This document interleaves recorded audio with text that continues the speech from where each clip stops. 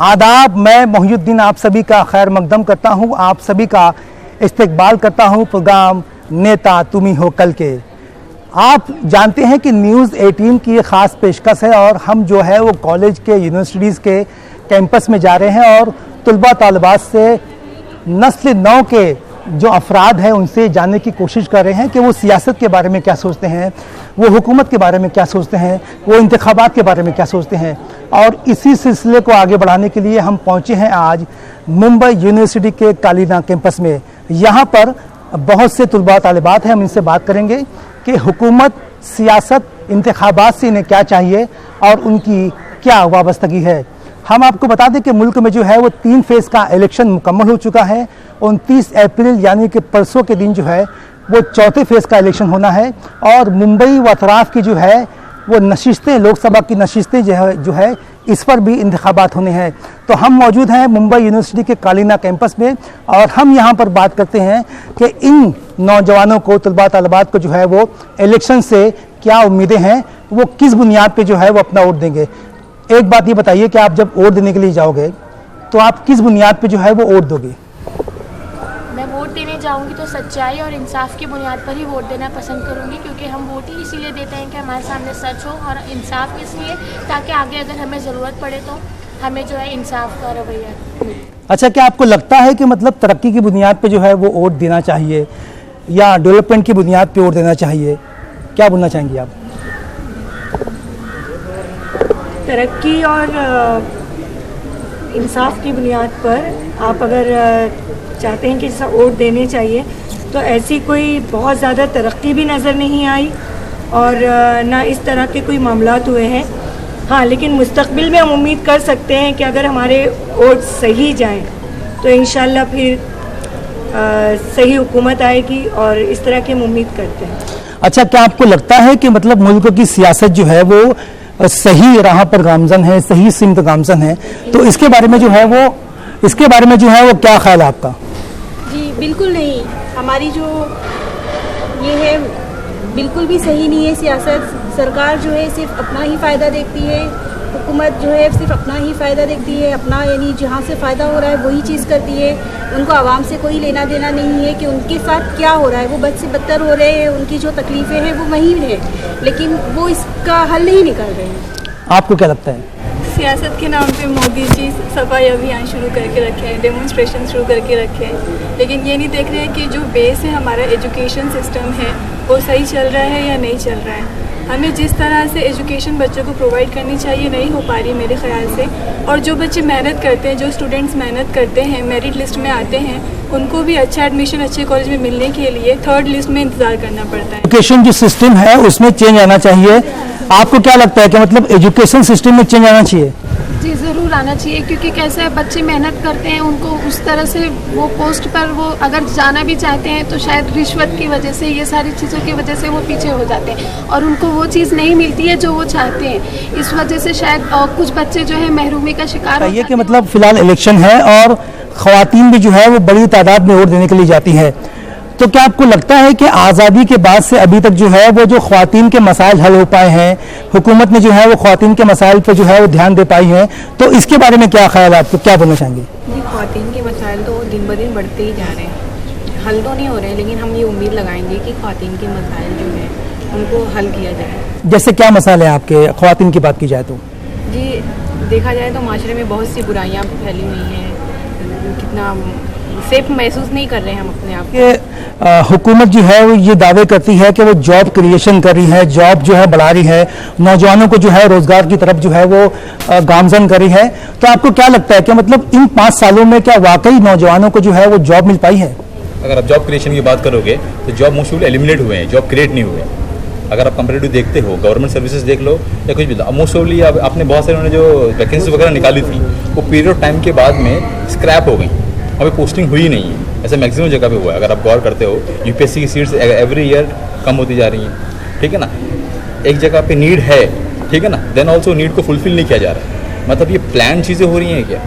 अपनी यूनिवर्सिटी में देख लो, बहुत से डिपार्टमेंट बहुत सारे प्रोफेसर रिटायर हुए हैं और वहाँ पे प्रोफेसरों की ज़रूरत है और सामने से एकदम प्रॉपर नोटिस आया है कि टेम्प्रेरी बेसिस पे उनको रिक्रूट किया जाए, ठीक है ना। और टेम्प्रेरी बेसिस के ऊपर क्या होता है, टेम्परेरी बेस आप लिटरली एक्सप्लॉइट कर रहे हो किसी को, आप जॉब क्रिएट नहीं कर रहे हो, जॉब के नाम पे लोग एक्सप्लॉइट कर रहे हो। अच्छा। पॉलिटिकल पार्टी आज भाग रही है, लाइक हम नाम नहीं लेना चाहते किसी पॉलिटिकल पार्टी का, चाहे वो अपोजिशन में हो चाहे वो सेंट्रल में हो, जहाँ पे वो लोग भाग रहे हैं, ठीक है ना, पावर स्टैंड के लिए भाग रहे हैं, पावर ग्रास्प करने के लिए भाग रहे हैं। पावर ग्रास्प करने के लिए नहीं भागना है आपको पब्लिक वेलफेयर के लिए भागना है। अच्छा, एक बात ये बताइए, आपसे मैं पूछना चाहूँगा कि देश की जो सियासत हो रही है, देखा गया है कि मतलब डेवलपमेंट के मुद्दे जो है वो किनारे रह जाते हैं और ऐसे बयानबाजी आती है जिससे जो है वो एक मज़हब के लोगों को जो है वो बदनाम करने की कोशिश होती है, दूसरे मज़हब के लोगों को बदनाम करने की कोशिश होती है, डेवलपमेंट के मुद्दे सामने नहीं आ पाते हैं। तो इस चीज़ को जो है वो यूथ कैसे देखता है? क्या यूथ ये महसूस करता है कि मतलब डेवलपमेंट की चीज़ें आनी चाहिए और जिस तरह की सियासत हो रही है, बयानबाजी की सियासत हो रही है, इल्ज़ाम तराशी की सियासत हो रही है, इसको जो है वो ख़त्म होना चाहिए? मेरा तो यही मानना है कि ये जो सियासत मतलब जो कुछ होता है कि एक दूसरे के कम्युनिटी या इस सब पर जो इल्ज़ाम लगाते हैं वो नहीं होना चाहिए और जो मेन इश्यूज़ हैं उन सब पे बात होनी चाहिए, क्योंकि ये सब टेम्परेरी बेसिस है। क्योंकि अगर आप मतलब इन सब जो आपने जिस सवाल पूछा वो भावनाओं से ज़्यादा जुड़ा हुआ है और भावनाएँ एक टाइम लिमिट तक ही होती है। जो बाकी इश्यूज़ की जो बात अब करते हैं परमानेंट होते हैं, लाइक जॉब हो गए, डेवलपमेंट हो गया, तो इन पर अगर हम बात करें तो ज़्यादा अच्छा रहेगा, क्योंकि जात धर्म से कुछ निकलता नहीं है। ये कि अच्छा, क्या आपको लगता है कि मोदी हुकूमत जो है वो 5 साल में कामयाब हो पाई है काम करने के मामले में? अब हम किसी को रेट नहीं कर सकते हैं, हमने उनका प्रॉपर एनालाइजमेंट किया नहीं है, ठीक है ना। हमसे अपनी डिपार्टमेंट में बात करते हैं, हम स्टूडेंट्स हैं जो थियोरेटिकल पढ़ाई करते हैं, जिससे हमको समझ में आता है, जो हम ऑब्जर्व करते हैं उसके मुझे बता रहे हैं कि जो चाहिए था वो अवेलेबल नहीं हुआ है, ये फैक्ट बात है। और रही बात ये रिलीजियस टॉक की जब बात कर रहे हो ना, ये आइडेंटिटी का कोई मतलब आना ही नहीं चाहिए, ठीक है ना। Identity is been like term with a profession, not by the caste, religion और एवरीथिंग, ठीक है ना। मतलब ये कुछ अमेंडमेंट्स आने का वो आता है, जो हमारे जो राइट्स वगैरह हैं उसमें टाइटल को भी निकालने की बात इसीलिए कही गई थी ताकि ये कास्ट और रिलीजियस वगैरह का आइडेंटिटी आए ना। और जो इल्ज़ाम लगाने वाली बात है, इल्ज़ाम लगाकर आप चीज़ें खराब करते हो, समाधान नहीं देते हो। अच्छा, एक बात ये बताइए कि मतलब आप जो है वो कैसा प्रधानमंत्री देखना चाहते हैं, कैसा नेता देखना चाहते हैं? आपको जो है वो क्या उम्मीदें हैं एक यूथ के हिसाब से? हम लोग तो जो डेवलपमेंट करेगा, जो अपने देश का भला चाहेगा, वैसे ही नेता चाहेंगे। अब नरेंद्र मोदी वैसा है, और नरेंद्र मोदी नहीं, वो दूसरे भी बहुत सारे लोग हैं कि, लेकिन ऐसा कांग्रेस में भी ऐसा कौन सा पर्टिकुलर नेता आगे नहीं आया है कि जो नरेंद्र मोदी जैसा काम कर सके। और नरेंद्र मोदी जैसे काम कर रहे हैं, मतलब वादा तो कर रहे हैं लेकिन कुछ वादे पूरे भी नहीं हो सकते, लेकिन उनको और 5 साल चाहिए, क्योंकि 5 साल में तो कुछ भी नहीं हो सकता, इसलिए उनको और 5 साल देना चाहिए। धर्म के आधार पर जो पॉलिटिक्स है, रिजर्वेशन की जो पॉलिटिक्स है, क्या आपको लगता है कि मतलब ये जो है वो हिंदुस्तान के हक में है? यूथ क्या सोचता है? क्या तबका वारियत की सियासत, रिजर्वेशन की सियासत जो है वो खत्म होना चाहिए कि उसको जो है जारी होना चाहिए? तबका वारियत की सियासत किसी भी मुल्क के लिए, किसी भी मिल्लत के लिए कभी अच्छी साबित नहीं होती। अगर मुल्क को तरक्की करनी है तो हमेशा क्वालिटी की बुनियाद पे होनी चाहिए, मेरिट की बुनियाद पे होना चाहिए। अगर मेरे शूबे में कोई भी कैंडिडेट हो, अगर वो काबिल है तो मुझे उसको वोट करना चाहिए। That should be the one priority. बताइए आपके मतलब जब आप वोट देने के लिए जाते हो तो आपके जहन में क्या चीज़ होती है, किस बुनियाद पे आप वोट देते हो? वोट देने के लिए सबसे ज़रूरी चीज़ है कि आदमी के जहन में ये बातें हों कि इंसाफ और जो तरक्कियाँ हुई है, बस इन चीज़ों को लेकर जहन में उसके बाद वोट करना चाहिए। सिर्फ जो बयानबाजियाँ आ रही हैं, जितने वादे किए जा रहे हैं, इस सिर्फ वादे की बुनियाद पे नहीं। हम यहाँ पर लोगों से बात करेंगे कि वो जो है वो क्या सोचते हैं इलेक्शन के बारे में, इंतखाबात के बारे में, और नई हुकूमत से जो है वो उनको क्या चाहिए, क्या सहूलियात चाहिए और क्या उम्मीदें वाबस्ता है। एक बात ये बताइए कि मतलब वो इलेक्शन आने वाले हैं, इलेक्शन के बाद जो है वो मई के आखिरी तक नई हुकूमत हमारे सामने आ जाएगी। नई हुकूमत से जो है वो ख्वातीन क्या चाहती हैं, उनकी जो है वो क्या चीज़ें वाबस्ता है, क्या उनके जो है वो ख्यालात हैं? हम लोग ये चाहते हैं कि जब नई हुकूमत आए तो हमारी एजुकेशन के बारे में अच्छे से सोचा जाए और ख़ातूनों की हिफाजत के बारे में भी जो है मतलब होना चाहिए, और बस अच्छा, एक बात ये आप एक बात ये बताइए, आपके मतलब क्या आपको लगता है कि जो मुस्लिम माशरा है उसमें जो है वो तालीम का ग्राफ बढ़ा है? क्योंकि सच्चर कमेटी की रिपोर्ट जो आई है उसमें ये बताया गया है कि मुसलमान जो है वो दलितों से ज़्यादा पिछड़ा हुआ है तालीम में, समाजियात में, इक्तिसादियात में। तो क्या आपको लगता है कि मतलब 5 सालों में जो है वो मुसलमान अपलिफ्टमेंट हो पाया है? क्योंकि बात हो रही है सबका साथ सबका विकास, तो सबका साथ सबका विकास का नारा जो है वो 5 सालों में कितना फुलफिल हो पाया है और कितना जो है वो कामयाब हो पाया है?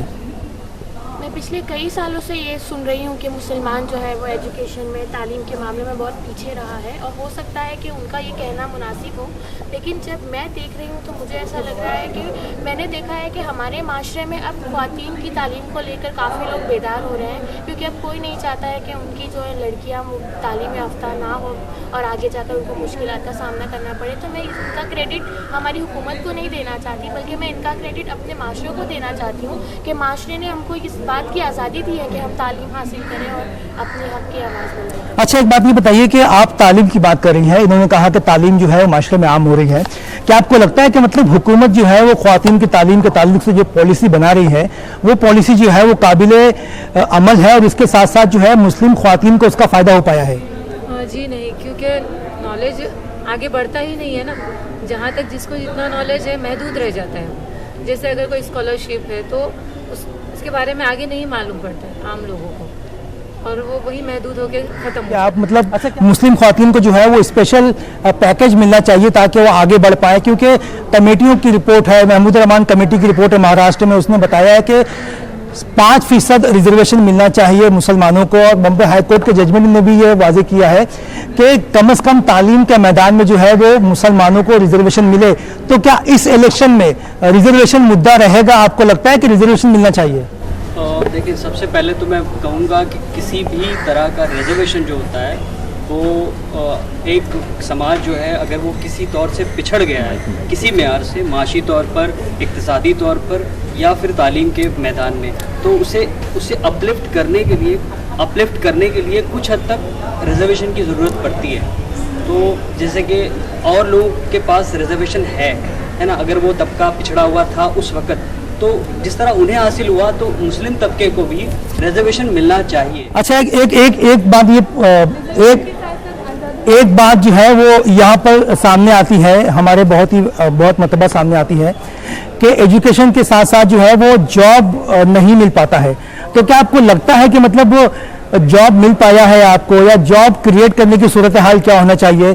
ख्वातीन को जो है वो ज़्यादा से ज़्यादा जो है वो जॉब मिलना चाहिए, तो इसके लिए जो है वो क्या चीज़ें होनी चाहिए, क्या पॉलिसी बनना चाहिए? आपको क्या लगता है? मुझे लगता है कि तालीम के साथ साथ हमें जो अदर एक्टिविटीज़ हैं उन पर भी ध्यान देना चाहिए, जैसे कंप्यूटर कोर्स शुरू करवाना चाहिए ख़वातीन के लिए, क्योंकि वो बहुत ज़्यादा ज़रूरी है आज के ज़माने में। और इसके साथ साथ ख़वातीन को आज़ादी भी मिलनी चाहिए एजुकेशन हासिल करने के लिए। अगर हम एग्ज़ाम्स देने भी जाते हैं तो वहाँ पे उन लोगों का कहना होता है कि अपना वेल रिमूव करिए। तो मुझे ऐसा लगता है कि जो हमारी आज़ादी है, हम आज़ाद हिंदुस्तान में रहते हैं, तो हमें अपने हिसाब से जीने की आज़ादी भी मिलनी। एक बात जो हमेशा हमारे यहाँ पर शिकायत होती है, मुस्लिम माशरे में शिकायत होती है, वो ये होती है कि हमारे यहाँ पर जो है वो लीडरशिप डेवलपमेंट नहीं हो पाता है, नए रहनुमा नहीं आ पाते हैं, नए जो है वो लीडर्स नहीं आ पाते हैं, वही पुराने लोग हैं, वही बूढ़े लीडर्स हैं जो बार बार हमें जिनका चेहरा देखना नसीब होता है। तो क्या आपको लगता है कि मतलब यूथ लीडरशिप डेवलप होना चाहिए? और ख़ास तौर पे हमने ये देखा है कि ख्वातीन, जो मुस्लिम ख्वातीन हैं, उसमें से जो है वो कोई लीडरशिप उभर के नहीं आ पाती। इसकी वजह क्या है, सबसे पहले मैं ये जानूंगा। लेकिन आपसे मैं सवाल करता हूँ कि क्या आपको लगता है कि ख्वातीन को इलेक्शन का हिस्सा बनना चाहिए, इलेक्शन लड़ना चाहिए? बिल्कुल ख़वातीन को इलेक्शन का हिस्सा बनना चाहिए, क्योंकि ख़वातीनों में भी जो सोच होती है वो नए ज़माने को लेकर ऐसी पिछड़ी हुई नहीं होती जैसे कि आदमियों की होती है। आदमी हमेशा ये सोचते हैं कि औरत की बात नहीं माननी चाहिए क्योंकि औरत में वो दिमाग नहीं होता है, लेकिन मैं समझती हूँ कि एक आदमी से ज़्यादा भी किसी औरत में दिमाग हो सकता है। तो ख़वातीनों को भी इलेक्शन में आने का मौका ज़रूर मिलना चाहिए। अच्छा, अगर आपको जो है वो इलेक्शन में खड़ा किया गया तो क्या आपको इलेक्शन लड़ोगी आप? बिल्कुल लड़ेंगे इलेक्शन, क्योंकि जो हमारी सोच है उसको हम ज़माने के हिसाब से, जो हम जिस जनरेशन में हैं और जो हमारी आने वाली जनरेशन है, हम उनका दिमाग जान सकते हैं।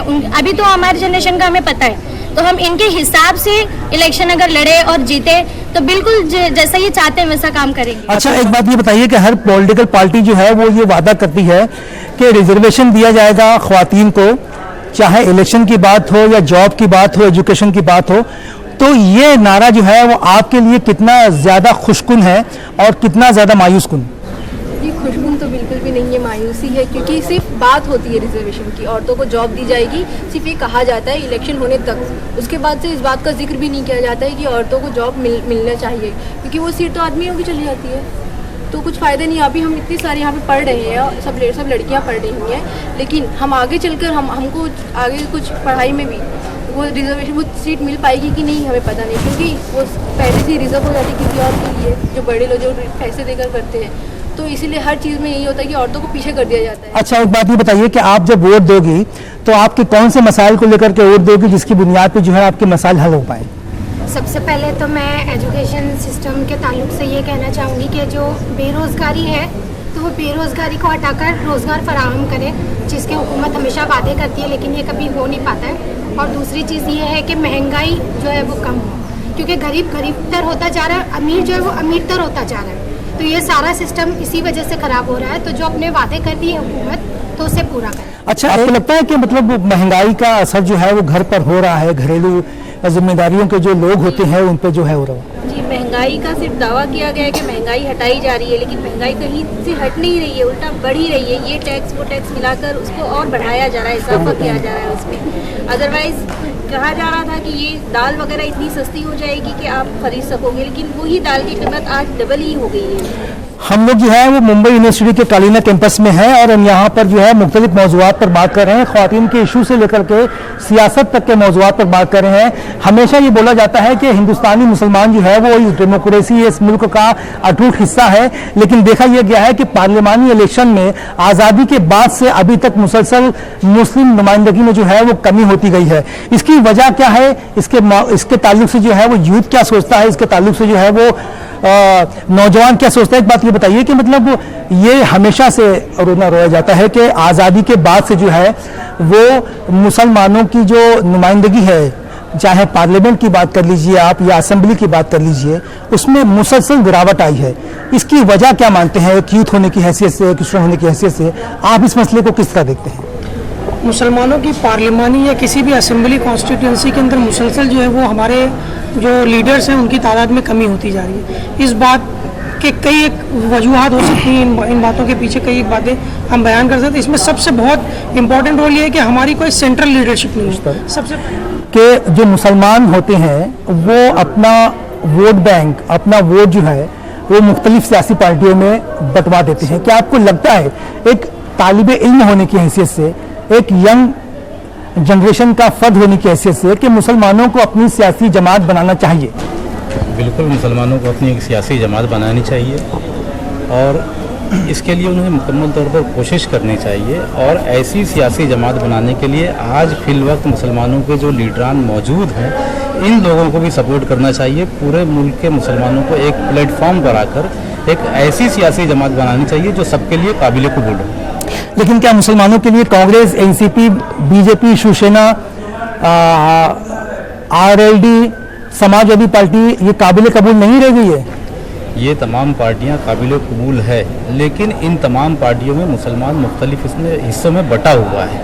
ये तमाम मुख्तलिफ हिस्से जब यकजा हो जाएंगे, इनकी अपनी एक पार्टी हो जाएगी, तो जाहिर सी बात है दूसरी पार्टियों की ज़रूरत नहीं पेश आएगी। इस मामले में सबसे अहम बात यह कि देखिए, मुसलमानों के मसाइल को उठाने के लिए मुसलमानों का ऐसा नुमाइंदा होना चाहिए जो अपनी सियासी पार्टी के आकाओं के जेर साया ना हो। अगर ये बात करता है तो शायद, लेकिन बहुत से ऐसे नुमाइंदे हैं, सुप्रिया सुले है और दीगर नुमाइंदे हैं जिन्होंने जो है वो 3 तलाक के मौजू पर जो है वो बहुत ही अच्छा डिफेंड किया और सेकुलर ज़हनियत का मुजाहरा किया। एक बहुत अहम बात और जो है मेरे ऑब्जर्वेशन में ये बात भी आई है कि मुसलमानों के मसाइल को उठाने में मुसलमान नुमाइंदों से ज़्यादा गैर मुस्लिम नुमाइंदों और ख़ास तौर पर सेकुलर अफराद का हाथ ज़्यादा रहा है। ख़ुद मुसलमानों के अंदर ये सोच बन गई है कि हमारे मसाइल को उठाने वाला हमारा नुमाइंदा नहीं हो सकता। शायद हमारे मसाइल को हल करने के लिए हमको जो है दूसरी पार्टियों के सेकुलर नुमाइंदों की ज़रूरत पड़ेगी। इस माइंडसेट को, इस जहानत को, इस ज़हनियत को बदलने की। अच्छा, एक बात, सबसे पहले यहाँ के मुसलमान ने अपने तमाम मसाइल जो इज्तिमाई मसाइल है उनको मद्देनज़र रखते हुए, जैसे तालीम है, रोज़गार है और जो बेसिक फंडामेंटल्स है और जो आज मुसलमानों के साथ पूरे हिंदुस्तान में मामलात और वाक़यात हो रहे हैं,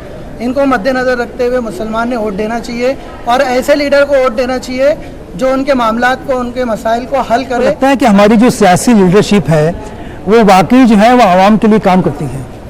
नहीं, मुझे तो ये लगता है कि सियासी पार्टियां इस वक्त जितनी भी हैं हिंदुस्तान में, चाहे वो दाएं बाजू की बात करें चाहे बाएं बाजू की बात करें, ज़्यादातर ने ये किया है कि हिंदुस्तान में मुसलमानों का हमेशा पीछे करके उनको एक वोट बैंक की निगाह से हमेशा देखा है।